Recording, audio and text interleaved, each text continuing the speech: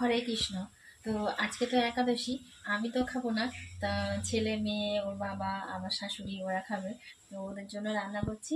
বেগুন ভাজা করেছি আর পাঁপড় ভাজা করেছি আর মুগ ডালটা একটু লাস্টে ধনে পাতা দিয়ে দিয়েছি, বেশ ভালো লাগে শীতকালে। তো ওটাই করেছি। আর আমার শাশুড়ি ভাত করবে, একটু আলু ভাতে দিতে বলেছি। এই দিয়ে ওরা খেয়ে নেবে। একাদশী রান্না করবো আলু, ওটা বাদামের স্যালাড করবো প্রতিদিন সিদ্ধ করে। আর মানে যখনই করি আলুটা সিদ্ধ করে তারপর বাদামের স্যালাড বানাই। তা আজকে একটু আলুটা ভেজে নিয়েছি। আর সাবু পকোড়া বানাইনি, আজকে সাবু একটু ফ্রাই করেছি গাজর আলু দিয়ে, বাদাম দিয়ে। আর এদিকে পেঁপে আলুর তরকারিটা বানাবো, পেঁপেটা এখনো কাটা হয়নি। কাটতে কাটতে একটা একটা করে করছি, রান্না বান্না করতে করতে কিন্তু ড্রেস চেঞ্জ করে নিয়েছি, মানে বেরোতে হবে।